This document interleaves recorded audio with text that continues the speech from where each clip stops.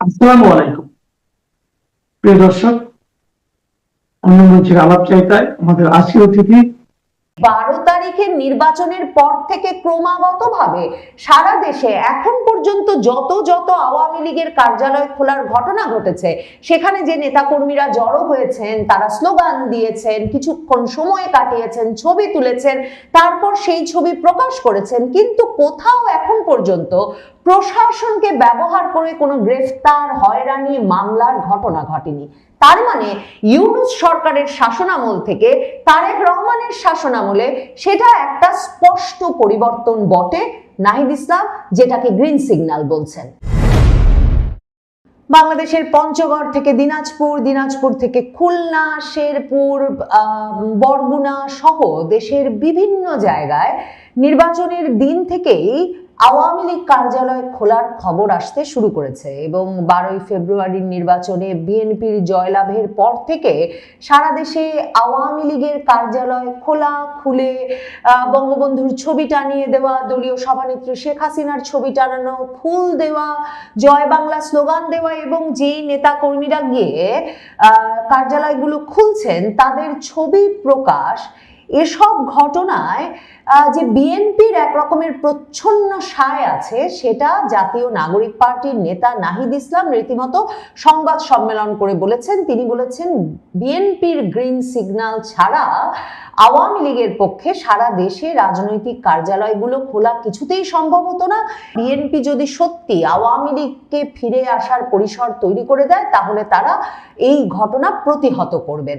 নাহিদ ইসলাম এসব হুমকি দিচ্ছেন বটে, কিন্তু এই হুমকিতে যে বিএনপি বা আওয়ামী লীগ কেউই কর্ণপাত করছে না, তার প্রমাণ শুক্রবার দিন রীতিমতো ঢাকা শহরের বুকে ধানমন্ডিতে আওয়ামী লীগ সভানেত্রীর কার্যালয় খুলে একদল নেতাকর্মী স্লোগান দিয়েছেন এবং তারা সেই ধানমন্ডি কার্যালয়ের ফটকে বঙ্গবন্ধুর ছবি রেখে স্লোগান দিয়েছেন। যারা তারা নিজেদেরকে পরিচয় দিয়েছেন যুব মহিলা লীগের নেত্রী হিসেবে এবং রীতিমতো তাদের প্রত্যেকের মুখ দেখা যাচ্ছে, কারো মুখে মাস্ক নাই, সে ছবি আবার প্রকাশিত হয়ে পড়েছে। ঢাকার বুকে আওয়ামী লীগের অফিস ফেরত নেওয়ার, রিক্লেইম করার এই চেষ্টা এবং এই যে সেখানে গিয়ে বঙ্গবন্ধুর ছবি রেখে স্লোগান দেওয়া এবং সে খবর সংবাদ মাধ্যমে ছড়িয়ে দেওয়ার এই উদ্যোগ প্রথম। তার মানে সারা দেশের মতো ঢাকাতেও এখন কার্যালয় খোলার প্রচেষ্টা শুরু হলো। ডয়েচে ভ্যালে আন্তর্জাতিক সংবাদ মাধ্যম তারা প্রশ্ন তুলছে যে আওয়ামী লীগ সভানেত্রী শেখ হাসিনার নির্দেশেই কি সারা দেশ জুড়ে আওয়ামী লীগ এই ভাবে তাদের রাজনৈতিক কার্যালয়গুলো খোলা শুরু করেছে? শেখ হাসিনা কি আওয়ামী লীগের কার্যালয় খোলার নির্দেশ দিয়েছেন? এই শিরোনামে ডয়েচে ভ্যালে যে সংবাদ করেছে, সেখানে তারা বলেছেন যে জাতীয় সংসদ নির্বাচনের পর থেকেই দেশের কয়েকটি এলাকায় এতদিন ধরে বন্ধ থাকা আওয়ামী লীগ কার্যালয় খুলতে শুরু করেছেন দলের নেতাকর্মীরা। অন্তত একটি এলাকায়, মানে পঞ্চগড়ে প্রথম যে এলাকায় খোলার খবর আসে, সেই মানে কার্যালয় খোলবার সময় রীতিমতো সেখানকার বিএনপি নেতা উপস্থিত ছিলেন। পরে অনেকগুলো কার্যালয় বন্ধ ঘোষণা করা হয়েছে, ভাঙচুর হয়েছে, আবারও বৈষম্য বিরোধী ছাত্র আন্দোলনের নেতা কর্মী পরিচয়ে একদল গিয়ে আগুন দিয়েছে। এসব ঘটনা ঘটেছে, খুলনায় ঘটেছে, দিনাজপুরে ঘটেছে। পঞ্চগড়ের নেতা বলেছেন যে না, তিনি আওয়ামী লীগ অফিস না, অন্য কার্যালয় ভেবে সেই কার্যালয় খুলে দিয়েছেন। কিন্তু এই প্রতিবেদনটিতে, ডয়েচে ভ্যালের এই প্রতিবেদনে আওয়ামী লীগ নেতা বাহাউদ্দিন নাসিমকে যখন জিজ্ঞেস করা হয়েছে যে শেখ হাসিনা কি এরকম কোনো নির্দেশ দিয়েছেন, হঠাৎ করে দলের সব নেতাকর্মীরা মিলে দেশের জায়গায় জায়গায় এই রাজনৈতিক কার্যালয়গুলো খোলা শুরু করলো কেন, তখন আওয়ামী লীগের যুগ্ম সাধারণ সম্পাদক আফম বাহাউদ্দিন নাসিম ডয়েচে ভ্যালেকে টেলিফোনে বলেছেন, আমাদের নেত্রীর নির্দেশনা হলো আমাদের পোড়া বাড়িতেও যেতে হবে। তিনি বলেছেন যে তার নির্দেশ হলো, নেত্রীর নির্দেশনা হলো তৃণমূল থেকে সব পর্যায়ের কার্যালয়ে আমাদের যেতে হবে। 32 নম্বর ধ্বংস করা হয়েছে, নেতাকর্মীদের বাড়িঘর পুড়িয়ে দেওয়া হয়েছে, আমাদের নেতাকর্মীরা তো দেশে আছে। এখন যেহেতু ডক্টর ইউনূসের বিদায়ের স্বস্তি ফিরে এসেছে, তাই নেতাকর্মীরা কার্যালয়ে যাচ্ছে, কার্যালয় খুলছে। আত্মগোপন থেকে আমাদের নেতাকর্মীরা আরো বেরিয়ে আসবে, দেশেও ফিরবে। ডয়েচে ভেলের এই প্রতিবেদনে পঞ্চগড়ে আওয়ামী লীগ কার্যালয় খোলার খবর আছে পটুয়াখালীর দশমিনা উপজেলায় আওয়ামী লীগ কার্যালয় খোলা হয়েছে সে খবর আছে, খুলনা মহানগরীর শঙ্খ মার্কেটে আওয়ামী লীগ অফিস খুলে আওয়ামী লীগের নেতাকর্মীদের প্রবেশের ঘটনা, বরগুনার বেতাগী উপজেলার আওয়ামী লীগ কার্যালয় খোলার ঘটনার বর্ণনা দিয়ে ডয়েচে ভেলে সেখানকার বেতাগী উপজেলার ছাত্রলীগের সাধারণ সম্পাদক সিফাত শিকদারের সঙ্গে কথা বলেছেন। সিফাত শিকদার সংবাদ মাধ্যমকে বলেছেন যে আমাদের নেত্রী শেখ হাসিনা নির্দেশ দিয়েছেন ধানমন্ডি 32 সহ আমাদের স্থানীয় দলীয় কার্যালয়ে যাতায়াত শুরু করতে। তার নির্দেশ পেয়েই আমরা বেতাগী উপজেলা আওয়ামী লীগের কার্যালয়ে যাই এবং দলীয় প্রধান শেখ হাসিনা, জাতির পিতা বঙ্গবন্ধু শেখ মুজিবুর রহমান ও দলীয় কার্যালয়ের ব্যানার টানাই। বরগুনা জেলা ছাত্রলীগের সভাপতি রেজাউল কবির রেজা ডয়েচে ভেলেকে বলেছেন এটা নেত্রীর সরাসরি কোনো নির্দেশ নয়, তবে তিনি আমাদের সক্রিয় হওয়ার জন্য সব সময় তাগিদ দিয়েছেন। আমরা তো যেভাবেই হোক দেশে আছি, আমরা তো রাজনীতিতে সক্রিয় ভূমিকা পালন করতে চাই।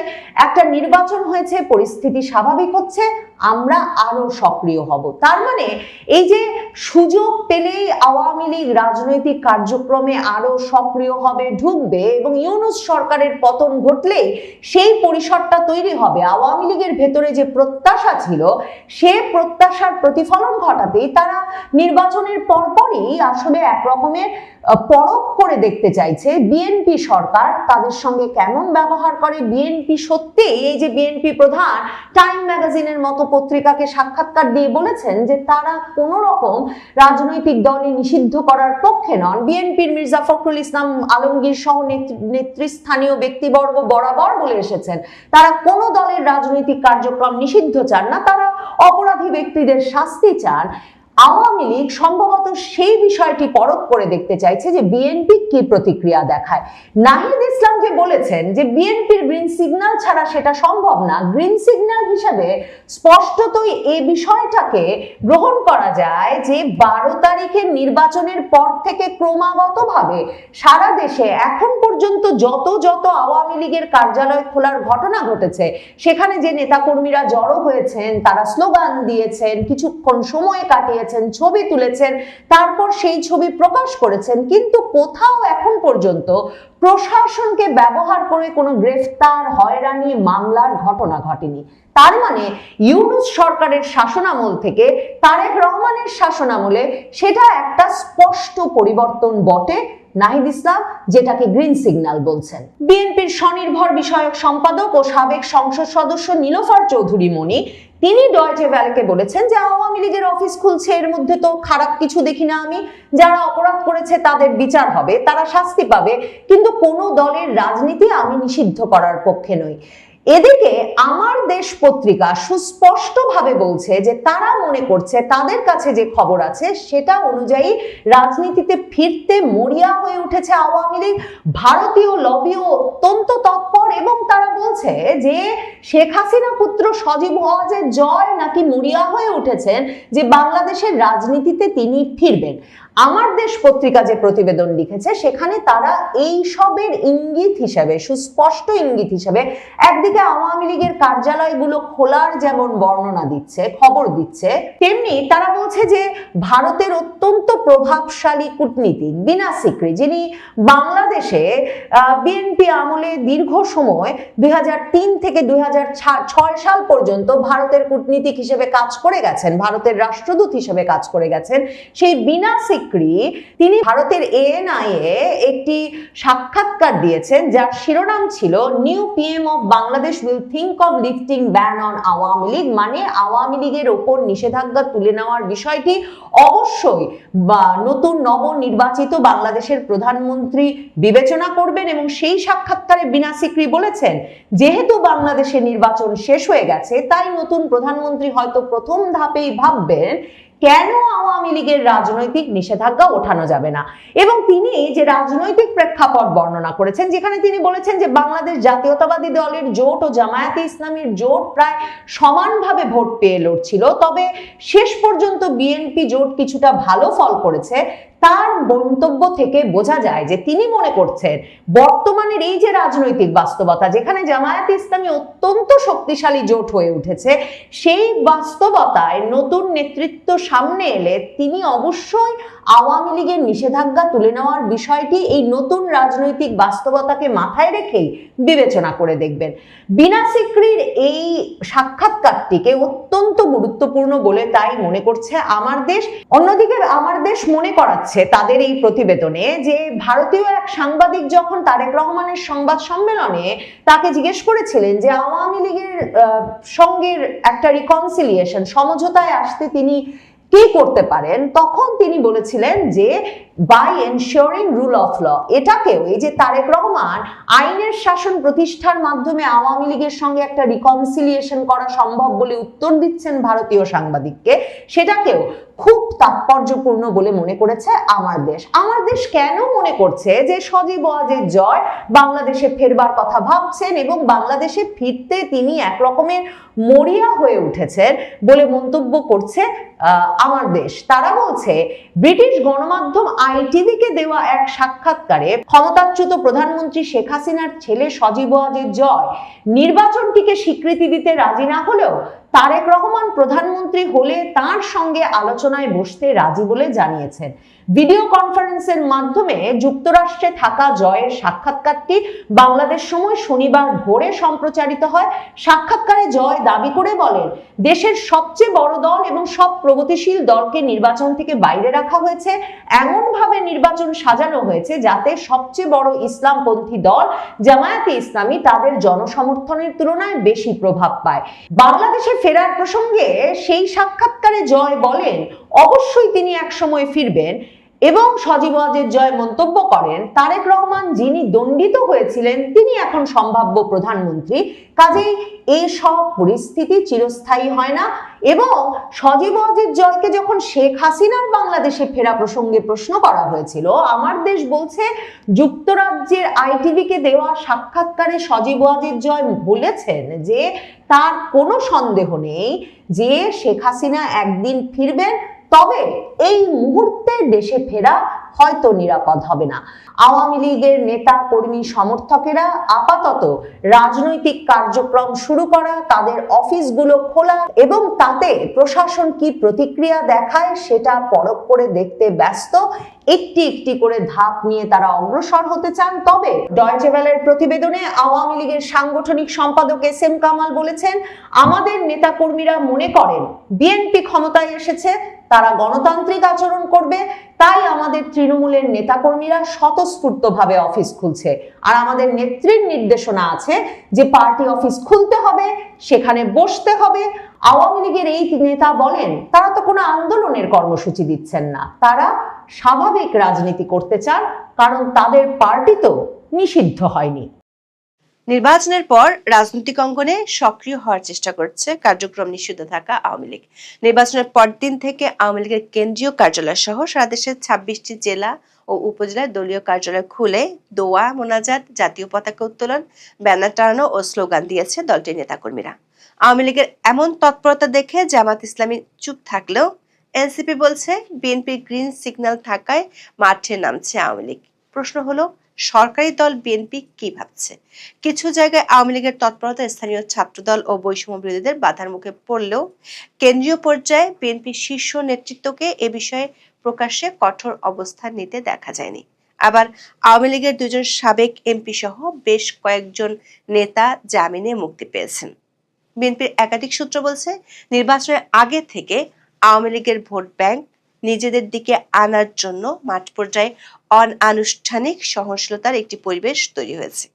এখন সামনে স্থানীয় সরকার নির্বাচনের আগে বিএনপিকে আওয়ামী লীগের ব্যাপারে একটি সিদ্ধান্ত দ্রুতই নিতে হবে, সে ইঙ্গিত দিয়ে রেখেছেন বিএনপির মহাসচিব মির্জা ফখরুল ইসলাম আলমগীর। আবার জামাত ইসলামের একটি অংশ মনে করে স্থানীয় সরকার নির্বাচনের আগে সরাসরি আওয়ামী লীগের বিরুদ্ধে না গিয়ে কৌশলগত অবস্থান নিতে চায়। প্রশ্ন হলো, নির্বাহী আদেশে অধ্যাপক ইউনূসের অন্তর্বর্তী সরকার যে আওয়ামী লীগের কার্যক্রমের উপর নিষেধাজ্ঞা দিয়ে গেছে সেটি কোন প্রক্রিয়ায় তুলে নেবে সরকার? সরকার একটি সূত্র বলছে, এক্ষেত্রে 3টি বিকল্পের কথা ভাবছে সরকার। 3টির মধ্যে দ্বিতীয় বিকল্পের পথে হাঁটলে মার্চের শেষ দিকে স্বয়ংক্রিয়ভাবে আওয়ামী লীগের নিষেধাজ্ঞা অকার্যকর হয়ে যেতে পারে। এই বিকল্পগুলো নিয়ে পরীক্ষা নিরীক্ষা করবে আইন মন্ত্রণালয়। আবার মার্চ পর্যায়ে আওয়ামী লীগের অবস্থান ও দলটি নিষেধাজ্ঞা তুলে দিলে এর প্রভাব কি হতে পারে তা নিয়ে রিপোর্ট তৈরি করতে কাজ করছে দুটি গোয়েন্দা সংস্থা। বিস্তারিত জানতে চলুন যাওয়া যাক বিশ্লেষণে।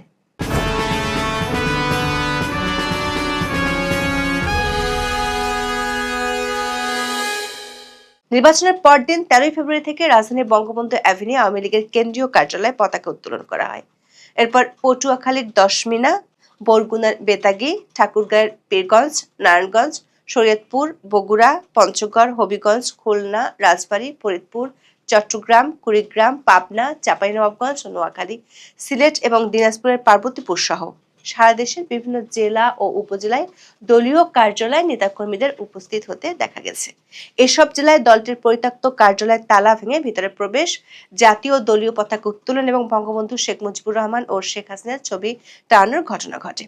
বেশিরভাগ ক্ষেত্রে এসব কর্মসূচি সামাজিক যোগাযোগ মাধ্যমে ছড়িয়ে পড়ে।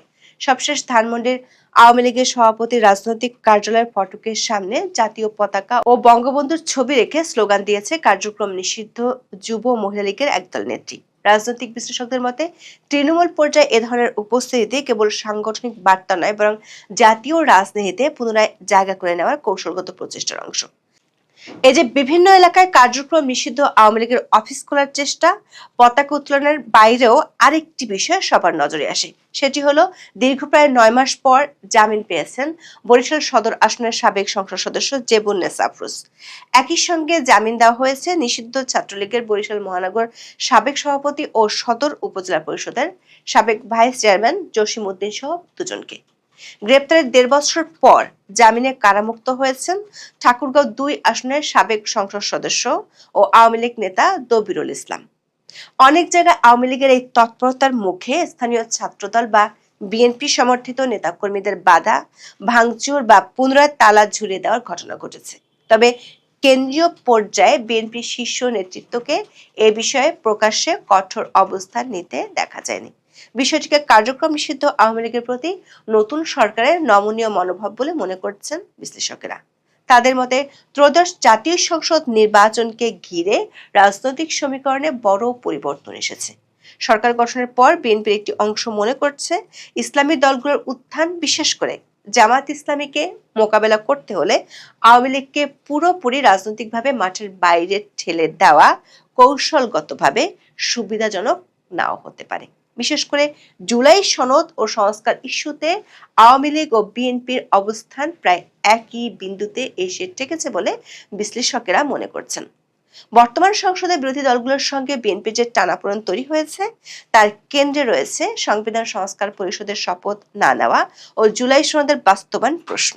সম্প্রতি মন্ত্রিসভার শপথ অনুষ্ঠান বয়কট করেছে জামাত, এনসিপি সহ কয়েকটি বিরোধী দল। তাদের অভিযোগ, জুলাই সনদের প্রতিশ্রুতি বাস্তবায়নে সরকার আন্তরিক নয়। অন্যদিকে আওয়ামী লীগ ও জুলাই সনদ বাস্তবায়নের বিষয়ে আপত্তি জানিয়ে আসছে। ফলে এই ইস্যুতে বিএনপি ও আওয়ামী লীগের মধ্যে নীরব সমঝোতার একটি ক্ষেত্র তৈরি হয়েছে, এমন ধারণা রাজনৈতিক অঙ্গনে জোরালো হচ্ছে। নির্বাচনের আগেও গণভোট ইস্যুতে আওয়ামী লীগ না ভোটের পক্ষে প্রচারণায় সক্রিয় ছিল। যদিও বিএনপির কেন্দ্রীয় নেতৃত্ব সরাসরি কোনো অবস্থান নেয়নি, তবু তৃণমূল পর্যায়ে অনেক নেতাকর্মী না ভোটের পক্ষে প্রচারণা চালান। সে সময় থেকেই দুই দলের মধ্যে দূরত্ব কিছুটা কমতে শুরু করে বলে মনে করেন বিশ্লেষকেরা। রাজনৈতিক বিশ্লেষকদের মতে আওয়ামী লীগ এখন সরাসরি বড় কর্মসূচির বদলে উপস্থিতি জানানোর কৌশল নিয়েছে। ছোট ছোট প্রতীকী কর্মসূচির মাধ্যমে তারা সংগঠনের অস্তিত্ব টিকিয়ে রাখতে চাইছে। একই সঙ্গে তারা দেখছে বিএনপির প্রতিক্রিয়া কতটা কঠোর বা সহনশীল হয়। এই প্রতিক্রিয়ার উপর নির্ভর করবে ভবিষ্যতের কৌশল। অন্যদিকে বিএনপির একটি অংশ মনে করছে বহুদলীয় গণতন্ত্রে একটি বড় দলকে সম্পূর্ণ নিষ্ক্রিয় রাখা দীর্ঘমেয়াদে রাজনৈতিক অস্থিরতা বাড়াতে পারে এবং এতে তৃতীয় শক্তি লাভবান হতে পারে। বিএনপির চেয়ারম্যান তারেক রহমান নির্বাচনের আগে বার্তা সংস্থা রয়টার্সকে দেওয়া এক সাক্ষাৎকারে বলেছেন, জনগণ চাইলে সাবেক প্রধানমন্ত্রী শেখ হাসিনার সন্তানরা রাজনীতিতে ফিরতে পারেন। এই বক্তব্যকে রাজনৈতিক মহল কেবল ব্যক্তিগত মন্তব্য হিসেবে দেখছে না, বরং এটি একটি বৃহত্তর রাজনৈতিক বার্তা হত্যা হিসেবেই বিবেচিত হচ্ছে। জাতীয় সংসদ নির্বাচনে বিএনপির নিরঙ্কুশ বিজয়ের পর বিএনপির চেয়ারম্যান তারেক রহমানের সঙ্গে বৈঠকের আগ্রহ প্রকাশ করেন সাবেক প্রধানমন্ত্রী শেখ হাসিনার ছেলে সজীব ওয়াজেদ জয়। ব্রিটিশ সংবাদমাধ্যম আইটিভিকে দেওয়া এক সাক্ষাৎকারে সজীব ওয়াজেদ জয় বলেছিলেন, তিনি সব সময় উন্মুক্ত। তিনি এমন একজন মানুষ যে সব সময় আলোচনায় বিশ্বাস করে, তা যত কঠিনই হোক বা যার সঙ্গেই হোক, এটাই তার কৌশল। বিএনপির বিপুল বিজয়ের পর প্রথম সংবাদ সম্মেলনে আওয়ামী লীগ নিয়ে প্রশ্নের জবাবে তারেক রহমান বলেন, আইনের শাসন নিশ্চিত করার মাধ্যমে সমাধান হবে। সবশেষ গত 8ই ফেব্রুয়ারি নতুন সরকারের মন্ত্রী হিসেবে প্রথম কর্মদিবসে আওয়ামী লীগের বিষয়ে সরকার অবস্থান কি হবে এমন প্রশ্নের জবাবে স্থানীয় সরকার, পল্লী উন্নয়ন ও সমবায় মন্ত্রী মির্জা ফখরুল ইসলাম আলমগীর বলেন, এটা তারা রাজনৈতিকভাবে পরে জানাবেন। এ নিয়ে সরকারে আলোচনার পরে জানা হবে। নির্বাচন কমিশন সূত্রে জানা গেছে, মেয়াদ উত্তীর্ণ ঢাকা উত্তর ও ঢাকা দক্ষিণ এবং চট্টগ্রাম সিটি কর্পোরেশন নির্বাচন আয়োজনের মধ্য দিয়ে স্থানীয় সরকারের নির্বাচন কার্যক্রম শুরু করতে চাইছে ইসি। এ বিষয়ে স্থানীয় সরকার বিভাগ ইতিমধ্যে নির্বাচন কমিশনের কাছে চিঠি পাঠিয়েছে। এই 3 সিটি কর্পোরেশন নির্বাচন শেষে পর্যায়ক্রমে বাকি 9 সিটি কর্পোরেশন এবং পাশাপাশি জেলা পরিষদ, পৌরসভা ও উপজেলা পরিষদ নির্বাচন আয়োজন করা হবে। 2024 সালের 5ই আগস্ট সরকার পতনের পর মেয়র, চেয়ারম্যান ও কাউন্সিলরদের পদত্যাগের প্রেক্ষাপটে অন্তর্বর্তী সরকার 12টি সিটি কর্পোরেশন, 330টি পৌরসভা, 497 উপজেলা পরিষদ এবং 64টি জেলা পরিষদের জনপ্রতিনিধিদের অপসারণ করে। বর্তমানে ইউনিয়ন পরিষদ ছাড়া এসব স্থানীয় সরকার প্রতিষ্ঠান প্রশাসকের মাধ্যমে পরিচালিত হচ্ছে। তবে আদালতের আদেশে চট্টগ্রাম সিটি কর্পোরেশনের মেয়র হিসেবে দায়িত্ব পালন করছেন শাহাদাত হোসেন। ইসি সূত্র জানায়, অন্তর্বর্তী সরকার দায়িত্ব নেওয়ার পরপরই স্থানীয় সরকার নির্বাচন আয়োজন নিয়ে আলোচনা উঠেছিল। সে সময় 3 বড় সিটি কর্পোরেশন ঢাকা উত্তর, ঢাকা দক্ষিণ ও চট্টগ্রাম সিটি কর্পোরেশন নির্বাচন আয়োজনের প্রস্তুতি নিতে চিঠি দেওয়া হয়। পরে অবশ্য বিএনপি সহ অধিকাংশ রাজনৈতিক দলের আপত্তির কারণে সংসদের আগে স্থানীয় সরকার নির্বাচন আয়োজনের সম্মতি দেয়নি সরকার। সরকারের বিরুদ্ধে সমালোচনা দানা বাঁধার আগেই নির্বাচনে 2/3 জয়ের আমেজ টাটকা থাকতে থাকতে বিএনপি স্থানীয় সরকার নির্বাচনগুলো সেরে ফেলতে চায়। নির্বাচন কমিশনার আব্দুর রহমান আল মাসুদ বলেছেন, ঈদের পর স্থানীয় সরকার নির্বাচনগুলো ধারাবাহিকভাবে সম্পন্ন করা হবে। বিএনপির শীর্ষ নেতাদের কয়েকজন মনে করেন, এই স্থানীয় সরকার নির্বাচনগুলোর আগে আওয়ামী লীগের নিষেধাজ্ঞার বিষয়ে বিএনপিকে একটি সিদ্ধান্ত নিতে হবে। কারণ জাতীয় নির্বাচনে আওয়ামী লীগের ভোটারদের একটি বড় অংশের ভোট বিএনপির বাক্সে পড়েছিল। ভোটার হিসেবে দেখা গেছে, আওয়ামী লীগের ঘাঁটি হিসেবে পরিচিত এলাকাগুলোতে বিএনপি নিরঙ্কুশ জয় পেয়েছে। বিষয়টিকে মাথায় রেখে স্থানীয় সরকার নির্বাচনের আগে সরকার আওয়ামী লীগের ব্যাপারে সিদ্ধান্ত নিতে চায়। না হলে স্থানীয় সরকার নির্বাচনে একই ভোট ব্যাংক বিএনপির বিরুদ্ধে গেলে উল্টো ফল আসতে পারে। অন্যদিকে জামাতের নেতারা মনে করেন, অনেক এলাকায় যেখানে বিএনপির নেতারা আওয়ামী লীগের উপর নির্যাতন চালিয়েছিল, সেখানে আওয়ামী লীগ জামাতকে ভোট দিয়েছিল। আবার স্থানীয় সরকার নির্বাচনের আগে সরাসরি আওয়ামী লীগের বিরুদ্ধে প্রকাশ্যে জামাত ইসলামী বিরোধিতা করলেও সেটি হিতে বিপরীত হতে পারে।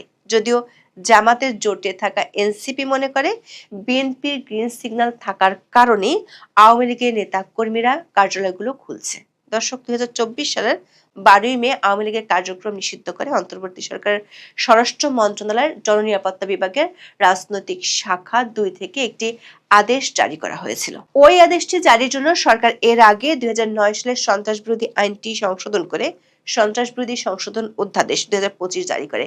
2009 সালের সন্ত্রাস বিরোধী আইনের 18-1 নম্বর ধারায় বলা হয়েছিল, এই আইনের উদ্দেশ্য পূরণ করবে সরকার কোনো ব্যক্তি বা সত্তা সন্ত্রাসী কাজের সাথে জড়িত আছে মর্মে যুক্তিসঙ্গত কারণের ভিত্তিতে সরকারি গেজেটের প্রজ্ঞাপন দ্বারা ওই ব্যক্তিকে তফসিলে তালিকাভুক্ত করিতে পারিবে বা সত্তাকে নিষিদ্ধ ঘোষণা ও তফসিলে তালিকাভুক্ত করিতে পারিবে। কোন দল বা দলের কার্যক্রমকে সরাসরি নিষিদ্ধ করার কোনো বিধান এই আইনে ছিল না। অন্তর্বর্তী সরকারের আইন উপদেষ্টা আসিফ নজরুল তড়িঘড়ি করে 2009 সালের আইনের সত্তাকে নিষিদ্ধ ঘোষণা ও তফসিলে তালিকাভুক্ত করতে পারবে এই শব্দগুলোর পর সত্তার যাবতীয় কার্যক্রম নিষিদ্ধ ঘোষণা করতে পারবে এমন শব্দগুলো যোগ করে নতুন অধ্যাদেশ জারি করে। আর তাতেই রাতারাতি নিষিদ্ধ হয়ে যায় আওয়ামী লীগের কার্যক্রম। সরকারের সাথে সুর মিলিয়ে নির্বাচন কমিশন আওয়ামী লীগের প্রতীক স্থগিত করে। সরকারের সূত্রগুলো বলছে এখন সরকারের মধ্যে আলোচনার বিষয় হলো আওয়ামী লীগের নিষেধাজ্ঞা যদি তুলে দেওয়ার সিদ্ধান্ত হয় তাহলে সেটি কোন প্রক্রিয়া করা হবে। এখানে 3টি প্রক্রিয়া নিয়ে প্রাথমিকভাবে আলোচনা হয়েছে বলে জানা গেছে। প্রথমত, যেহেতু সরকার নির্বাহী আদেশে নিষেধাজ্ঞা আরোপ করা হয়েছে, সে কারণে সরকার চাইলে এই আদেশ যে কোনো সময় প্রত্যাহার করতে পারে। তবে বিএনপি নীতি নির্ধারকদের কেউ কেউ মনে করেন এই সরাসরি সরকারি আদেশে প্রত্যাহারের চেয়ে অন্য কোনো প্রক্রিয়া হলে সেটি অনেক বেশি যুক্তিসঙ্গত হবে। সেক্ষেত্রে দ্বিতীয় প্রক্রিয়াটি একটু সময় সাপেক্ষ হলেও বেশ কৌশলী। যেহেতু অধ্যাদেশ জারির মাধ্যমে আওয়ামী লীগের কার্যক্রম নিষিদ্ধ করা হয়েছে, তাই সন্ত্রাস দমন অধ্যাদেশটি নতুন সংসদের প্রথম কার্যদিবস শুরু হলে পরবর্তী 30 দিনের মধ্যে সংসদে পাশ হতে হবে। বিএনপির শীর্ষ নেতারা মনে করেন এই পদ্ধতিটি সবচেয়ে বেশি কার্যকরী হতে পারে। অধ্যাপক ইউনূসের সরকার ক্ষমতায় ছিল 559 দিন।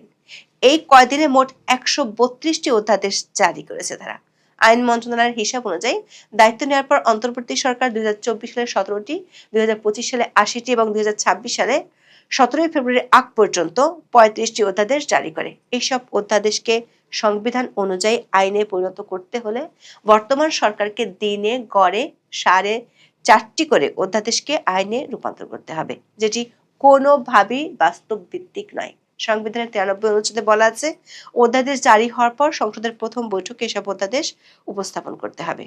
রাষ্ট্রপতির জারি করা এসব অধ্যাদেশ জাতীয় সংসদের প্রথম অধিবেশন বসার 30 দিনের মধ্যে আইনে রূপান্তর করতে হবে, না হলে অধ্যাদেশগুলো স্বয়ংক্রিয়ভাবে বাতিল হয়ে যাবে। এমনিতে অন্তর্বর্তী সরকারের সংস্কার প্রক্রিয়া সহ সব কাজের সঙ্গে বিএনপি পূর্ণ একমত ছিল না, ফলে সব অধ্যাদেশ আইনে রূপান্তর হবে কি না এ প্রশ্ন দেখা দিয়েছে। বিএনপি নীতি নির্ধারকদের একটি অংশের মত হলো সন্ত্রাস দমন আইনের মতো কালো আইনটি সংশোধনী এনে অধ্যাদেশ জারি করেছিল অন্তর্বর্তী সরকার। বিএনপি এমন কালো অধ্যাদেশকে পাশ করে বিতর্কের জন্ম দিতে চায় না।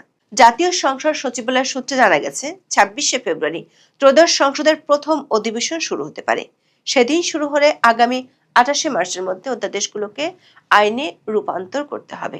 এর মধ্যে যেগুলো আইনে পরিণত হবে না সেগুলো স্বয়ংক্রিয়ভাবে বাতিল বা অকার্যকর হয়ে যাবে। ফলে সন্ত্রাস দমন অধ্যাদেশটি যদি স্বয়ংক্রিয়ভাবে বাতিল হয়ে যায় তখন এমনিতেই আওয়ামী লীগের উপর নিষেধাজ্ঞাটি অকার্যকর হয়ে যাবে। তাছাড়া কোনো অধ্যাদেশকে আইনে রূপান্তরের প্রয়োজন হলে তার খসড়া মন্ত্রিসভায় ওঠাতে হবে, কিন্তু অন্তর্বর্তী সরকার হরে দরে এত অধ্যাদেশ করেছে যেগুলো 1 মাসের মধ্যে ভেটিং করা প্রায় দুঃসাধ্য।